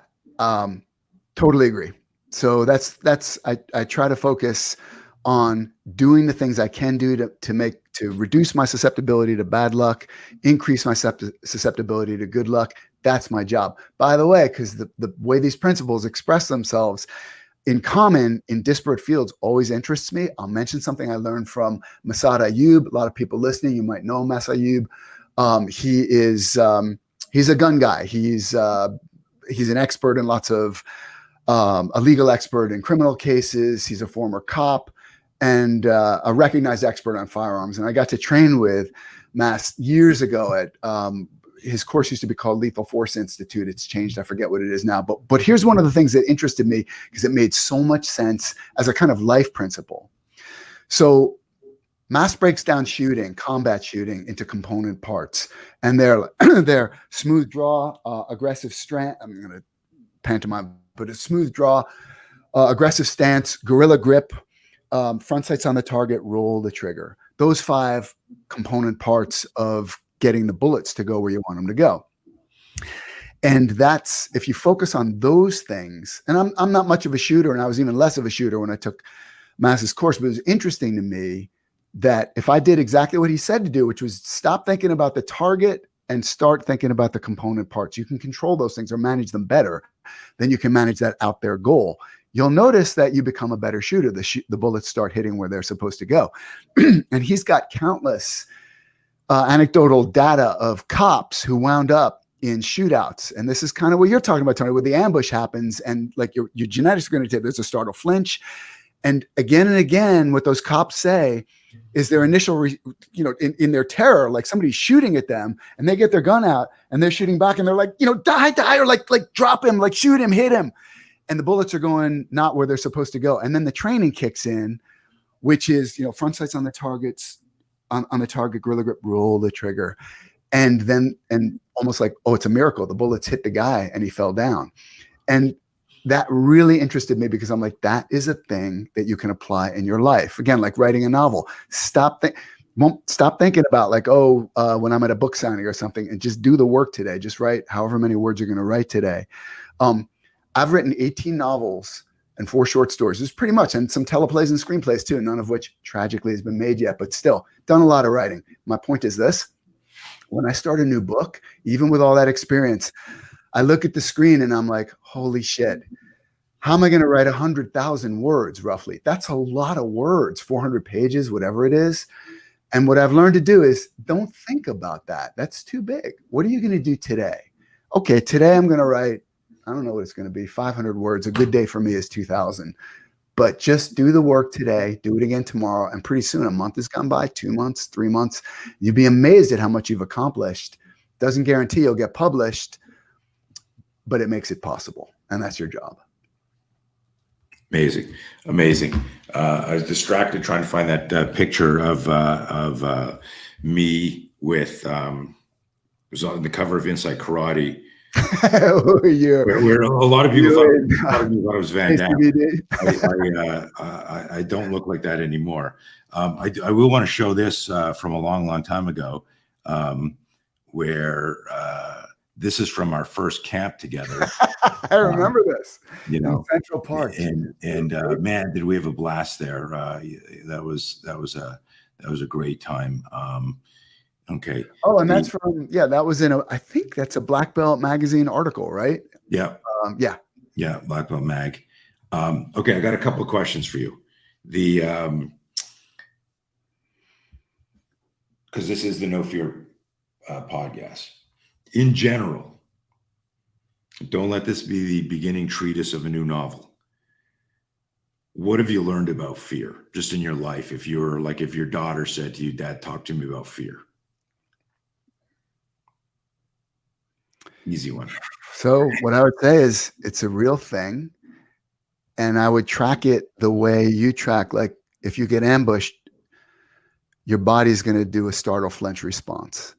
Don't fight that. Don't think it's something that you can eliminate. It's part of your genetic heritage. It's there for a reason. It must be.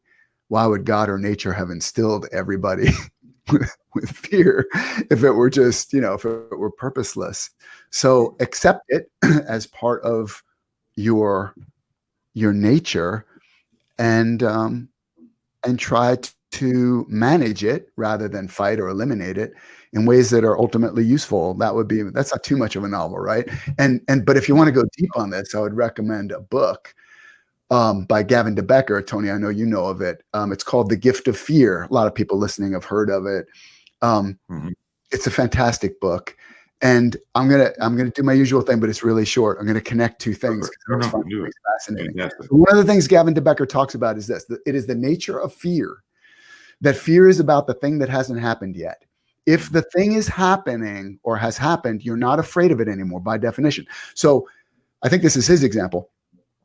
You're in your house at night and you hear a sound in the yard and you're afraid that there could be somebody out there. And you look through the curtains and, oh my God, there's someone in the backyard. Now you're not afraid of a person being in your backyard anymore. Now you're afraid of, what is this person going to do? Is he going to try to get in my house? And suddenly the window gets smashed in and the person jumps through the window and is in your house. You're not afraid of the person being in the house anymore. That's happened. Now you're afraid, what is this person going to do? Is he going to kill me? Is he going to rape me? Is he going to rob me? The fear is always about the thing that hasn't happened yet. Right. This is the least of his book. There's so much great information in here about how fear is genetically inspired. It comes from a place. You're not going to eliminate it. Learn why it's there. Learn how it can be used and relied on for useful things. But the connection that interests me is what Gavin de Becker describes about fear is the same for any kind of compelling writing. That suspense is always about the thing that hasn't happened yet. And so I'll give you one quick example of this for anybody who wants homework, and it's the best homework you'll ever get.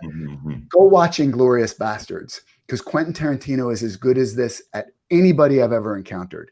The opening scene of that movie is almost 20 minutes long. That is a fantastically long time to have a scene in a movie. It's a single scene. It's where Christoph Waltz, the Gestapo colonel or whatever he is, Hans Lander goes to the French farmer's house to interrogate him. And that scene goes on for almost 20 minutes. It's extraordinary. Right. And if you analyze what makes that scene so compelling, it's that Quentin Tarantino, in his own words, because I watched him interviewed about this, he's like, suspense is like a rubber band and you want to stretch it as far as you can keep until finally it has to break.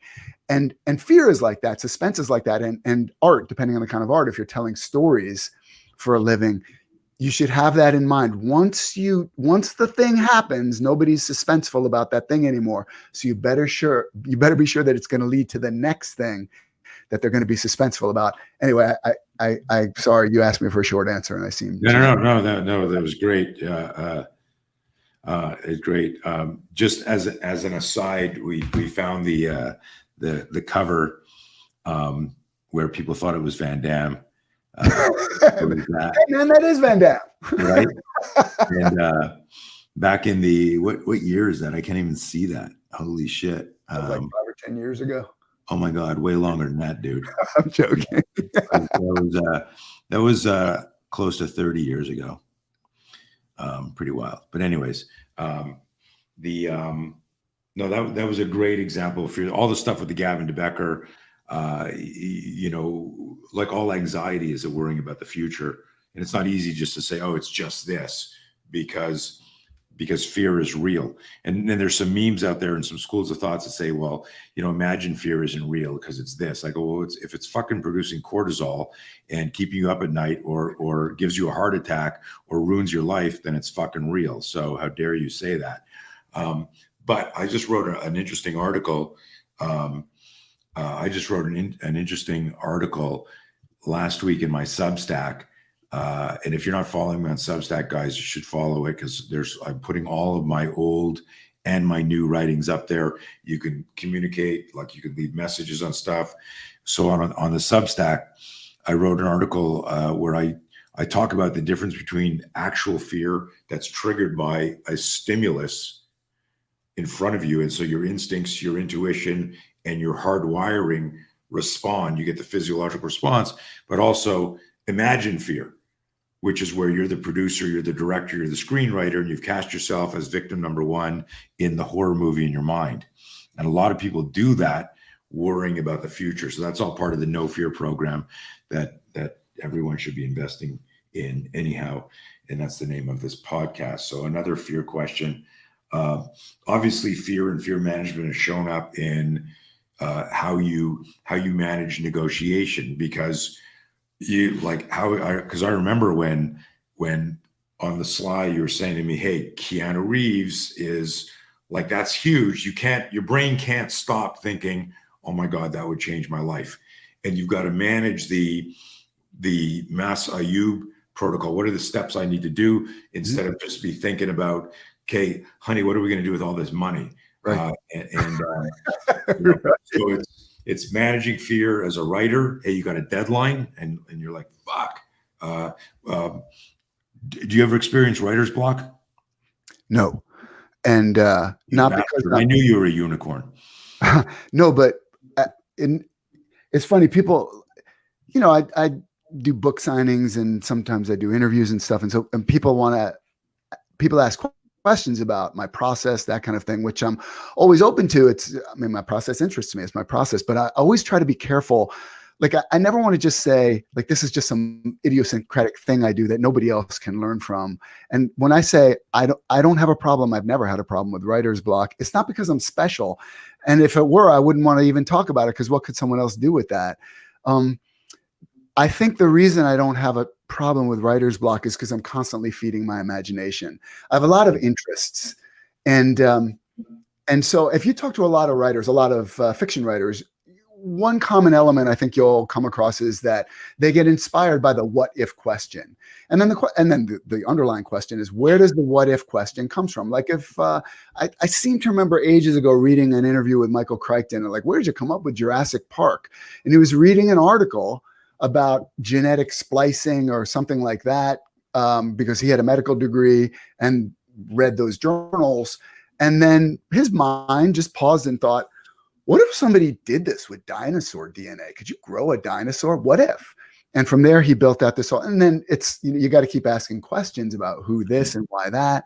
And it turns into a novel. But if you are interested, if you're passionately interested in certain areas, and I am, so that you read about those things almost every day, listen to podcasts, or however you get your information, your mind is just going to continually be turning this stuff over and examining it and playing with it. And then questions are going to just pop up. Those what if questions will arise in your head. Now, because I always like to give, anytime I'm giving any kind of advice, I don't like it to be aspirational. Not that there's anything wrong with aspirations. It's just that you can't do anything with them directly. Try to break it down into more usable, actionable information. And so you're feeding your imagination, you get a what if question. Okay, wow, I came up with something really cool. Like what would happen? What if somebody did this with dinosaur DNA? But yeah, Barry, how do I get from that to a 100,000 word novel and then a best-selling series or whatever, like, blockbuster series of movies based on my novels? It's simple. That doesn't mean it's easy, but it's simple. You got to ask the basic questions, which are who, what, where, when, why, and how. And it's funny. I know that sounds basic, but when I look back at how I came up with the story that became my first novel, that's what I was instinctively doing. Very briefly, I was in Japan living there. Laura and I were living there for the first time in 1993.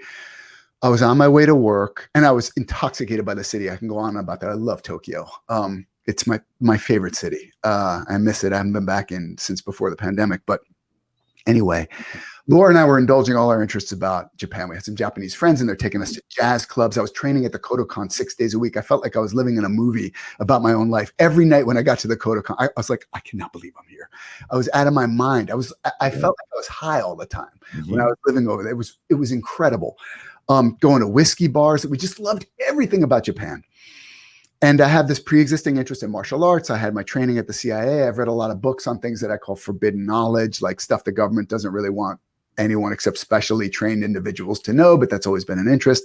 And all this stuff was building up in my head as I think of it as like dried tinder waiting for a spark, and Tokyo provided that spark. And one day on my way to work, a vivid image came to me of two men following another man down a street, not where I was at that moment, in another part of the city called Shibuya. Two men following another man down the street. It was this really vivid image, and I started asking questions about it. I was like, why am I thinking about this? And I was like, they're assassins. They're going to kill that guy. And then I was like, that's interesting. So you get an answer. And this is a little bit what I was talking about with Gavin DeBecker. Suspense is always the thing. Answer the question, but that it's got to lead to another question, which is its own form of suspense. And this is what storytelling and story creation consists of. I'm like, got it. But you don't stop there. It's not like, oh, they're assassins. It's Miller time. I'm like, all right, they're assassins, but well, what did that guy do? Why are they going to kill him? I don't know. Maybe this or that. Well, who hired them? Why does the person who hired them want to? How did these guys get into the business? Like, how do you become an assassin? Do you have to get licensed? Can you just hang out a shingle like you want to become, I don't know, whatever, like you want to open a hair salon, something like that? And every answer I came up with that was satisfying. It was satisfying, but it also led to more of those who, when, where, when, how questions. And if you keep asking those questions and keep applying them to every answer you get, then a story will start to unspool. And in reverse, if you want to see how it works in reverse too. Every novel you've ever read, I promise, works the same way. Every novel will open and unfold by giving you critical information on three topics: who, what, and where. The characters, the plot, and the setting. We have to give you this information. As a storyteller, I have to give you this information to start to ground you in the story, to seduce you out of your everyday world and into the world of the story. If I don't start to ground you in the story, you won't enter it. You won't feel like you're there. But every piece of information I give you has to paradoxically, insidiously create curiosity for more. So the more satisfied you feel like you're getting, the hungrier you get at the same time. That's the magic of storytelling. And you build a story the same way. I don't even remember the question you asked me. Sorry for the long answer. It was that was great. Okay. I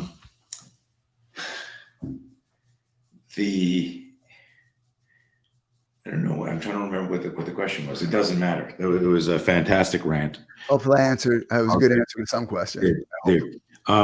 Hey, listen, we're going to wrap this up. Is there something that you've been on a bunch of talks before? Is there something that in the back of your mind you go, why hasn't anybody ever asked me this? I'd love to fucking talk about this. Is there one thing that you'd just love to share with my audience that we haven't talked about? And we'll have you back on. Yeah, you have to give me a chance to think about that. I feel like I've been asked all sorts of things, including, do I have a severed head in my refrigerator? Which I don't. Sorry to disappoint. I don't know. But here's something that just popped into my head, which I'll mention, and it really is short. I'm a Joe Rogan fan, and I once heard Joe Rogan say something, and this is to me a good illustration of how I try to distinguish between what's aspirational and what's actionable. And what Rogan said in this show, this is years ago, he said, I think we need to be kinder to each other. I totally agree with that. But that's an aspiration. When you start to break that down, what does that consist of? And I'll tell you what it consists of, at least at a high level, but you can start working on this. We're always kind to people who are kind to us, or almost always. I mean, you can come up with scenarios where you're in a really bad mood or something. But if somebody treats you respectfully, kindly, whatever, you will respond in kind. That's how we're wired. It's the people who treat us disrespectfully or unkindly or in a way that we think we don't deserve to be treated that we tend not to be kind to. So if you want to make Joe Rogan's very good aspirational longing into something actionable, then you have to start thinking about how to treat better people who don't treat you that well. Not everybody wants to do that. Sonny Barger, I think, famously said, treat me well, I'll treat you better. Treat me badly, I'll treat you worse. That's one way of going through life. It's not for me, but I get it. It's instinctively appealing. But if you want to be kinder to people, what you're talking about is being kinder to people who aren't necessarily kind to you. That's hard. Anyway, that just popped into my head when I was talking about the difference. No, that's beautiful. And what's actionable. And, it just made me think of something that I was contemplating a little while ago and wrote a little bit on about, because most people follow me for self-defense. And I did a little rant on, when's the last time you attacked yourself? In other words, we do that all the time. I suck. I fucked up. I'm an asshole. I did that. And there's a story of Fred Couples was taking a golf lesson from some famous coach like Jim Flick or whatever. And he shanks the ball or screws something up and he hits it. He goes, "You fucking asshole." And his coach looks at him and says, "Hey, if your son did that to the ball and I said to him, 'You're a fucking asshole,' and you were watching," he goes, "What would you say to me?" He said, "I would not let you talk to my son that way and I'd fire you on the spot." I go, "Why would you talk?" He says, "Why would you talk to yourself that way?" And so to just add to that very powerful Joe Rogan message and to be kinder to other people, it's you got to be kinder. We got to be kinder to ourselves. I think we're all way too hard on ourselves in most of the time. And that creates. I love that. I think it's good to hold yourself to a higher standard, but I don't know why you'd want to be mean or cruel or unduly harsh to yourself. Like, the purpose is to learn how to do better. You don't have to call yourself an idiot for that. Try to be honest about what you screwed up on. And yeah, I'm such a moron for bringing that up. Fuck. It was a joke, everybody. Okay, Barry, best place to interact with you? Twitter. Online? Do you like Twitter, do you Facebook. do Twitter? Yeah, Do you answer fans? I think social media you can analyze it as a severely toxic drug. Look, it's like anything else. It has its benefits, but it often brings out the pettiest aspects of human nature. So I use it a little bit, but judiciously. But hit me on Twitter or Facebook, and you'll usually get a reply. It's just my name, but whether it's on Facebook or Barry Eisler, it's just Barry Eisler. Put my name together, no spaces or anything, and you can find me or whatever. Barry's website. Or read my books. They're like Mark Twain said, "A confession to everything by a man who's done nothing." That's where you can really get to know me. There you go. Your books are great, man. I'm helping make them better. I'm flattered. I'm flattered to call you a friend and know you, and to have been participated a little bit in John Rain's education, and very, very cool. I'm lucky to know you too, my friend. Thank you, dude. Be safe. Hang on. We're gonna end this thing, and I'll talk to you a little bit more offline. And for anyone who stayed with us for 2 hours, thank you, and I hope it was useful. Yeah, a bunch of people did. Very cool. Thank you all very much, and we'll see you on the next show.